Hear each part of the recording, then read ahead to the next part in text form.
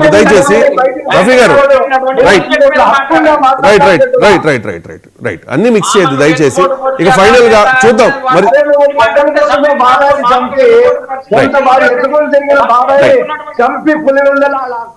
Right Chinnapa Reddy గారు, రఫీ గారు దయచేసి కూల్ అవ్వండి కాస్త.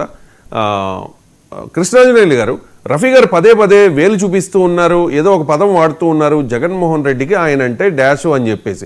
ఎందుకు జగన్లో నిజంగా అంత భయం ఉందా మోదీని క్వశ్చన్ చేయడానికి, లేదా భారతీయ జనతా పార్టీకి ఎగెయినిస్ట్గా ఒక స్టెప్ వేయడానికి జగన్ భయపడుతూ ఉన్నారా? తెలుగుదేశం పార్టీ అన్నదానం లేకపోతే రఫీ గారు అన్నారు అనేటువంటిది కాదు, కానీ జగన్మోహన్ రెడ్డి 5 ఏళ్లలో తన పాలనలో చేసినటువంటి తప్పుల వల్ల జగన్మోహన్ రెడ్డి అధికారంలో ఉన్నప్పుడు బీజేపీతో పొత్తులో లేడు కేంద్రంలో, కానీ వాళ్ళు అడిగినా అడగకపోయినా సరే రాజ్యసభలోను లోక్సభలోను ఒక చేయెత్తమంటే 2 చేతులు ఎత్తాడు.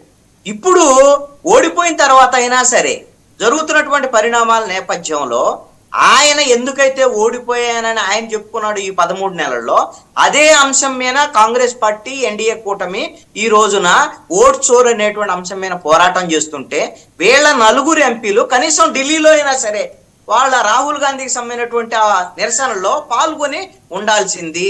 ఇక్కడంటే పాల్గొనలేరు, ఎందుకంటే ఇక్కడ నాయకత్వం వహిస్తుంది వాళ్ళ చెల్లెలు షర్మిల, కాబట్టి ఆవిడ నాయకత్వంలో ఉన్నటువంటి దాంట్లో వైఎస్ఆర్ కాంగ్రెస్ పార్టీ పోదు.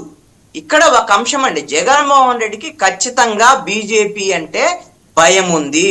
ఎందుకు భయం ఉంది అని అంటే ఆయన అధికారంలో ఉన్నప్పుడు తప్పులు చేశాడు, అంతకుముందు ఆయన మీద ఆల్రెడీ ఈడీ సిబిఐకి సంబంధించినటువంటి కేంద్ర ప్రభుత్వ ఆధీనంలో ఉన్నటువంటి కేసులు ఉన్నటువంటి పరిస్థితి. ఇప్పుడు కొత్త కేసులు, ఇప్పుడు ఆంధ్రప్రదేశ్ కూటమి ప్రభుత్వం కొత్త కేసులు పెట్టడానికి రెడీ అవుతుంది. అంటే ఉన్న కేసులు పాతయ్యి, ఇప్పుడు కొత్త కేసులు. వీటి నుంచి కాపాడేటువంటి వాళ్ళు జగన్మోహన్ రెడ్డిని ఎవరు? ఒక నరేంద్ర మోడీ, అమిత్ షా మాత్రమే. ఇప్పుడు వరకు కాపాడుతుంది వాళ్లే, భవిష్యత్తులో కాపాడేది కూడా వాళ్ళిద్దరే. కాబట్టి వాళ్ళిద్దరికి వ్యతిరేకంగా జగన్మోహన్ రెడ్డి మాట్లాడేటువంటి అవకాశమే లేదు.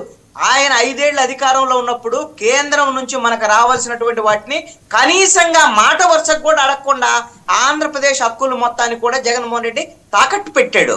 రాష్ట్రానికి నష్టం జరిగింది. ఇప్పుడు కూడా నీకు సమస్య వచ్చిన తర్వాత ఆయన సమస్య విషయంలో కూడా మాట్లాడుకోలేనటువంటి పరిస్థితిలో జగన్మోహన్ రెడ్డి ఉన్నాడు.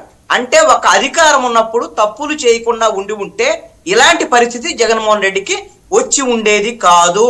భవిష్యత్తులో రాజకీయంగా జగన్మోహన్ రెడ్డికి ఇది ఖచ్చితంగా నష్టమైంది. బీజేపీకి ఈ విధంగా వత్తాసు పలికేటువంటి విధానం వల్ల భవిష్యత్ అంతా కూడా జగన్మోహన్ రెడ్డి అంధకారంగా మారిద్ది. రాజకీయ పరమైనటువంటి అంశాల మీద ఖచ్చితంగా ఈ రోజున ప్రతిపక్షంలో ఉండేటువంటి ఎన్డీఏతో గిన జత కలిసి ఆయన మాట్లాడి బీజేపీకి వ్యతిరేకంగా పోట్లాడగలిగితే మాత్రమే ఆంధ్రప్రదేశ్ లో కూడా ఆయనకు భవిష్యత్తు ఉండేదానికి అవకాశం ఉంటుంది. అయితే ఇక్కడ తెలుగుదేశము కాంగ్రెస్ కు సంబంధించినటువంటి దాని మీద వీళ్ళిద్దరు బంధానికి సంబంధించినటువంటి విషయంలో కూడా ఒక చర్చ వచ్చింది.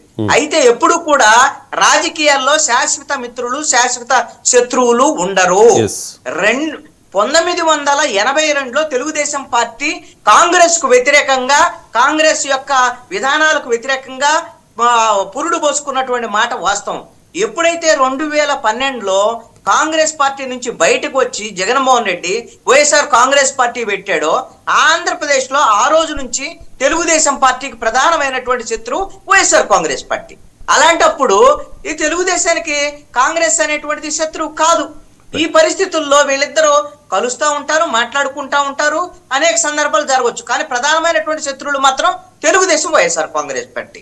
ఇక్కడ జగన్మోహన్ రెడ్డి సరైన రీతిలో ఒక నిర్ణయం తీసుకోవాల్సినటువంటి అవసరం భవిష్యత్తులో ఉంది.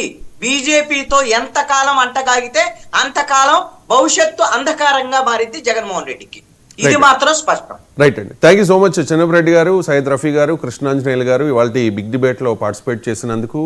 సో మరి కాసేపట్లో పులివెందుల అండ్ ఒంటిమిట్ట జెడ్పీటీసీ ఉప ఎన్నిక ఫలితం రాబోతోంది.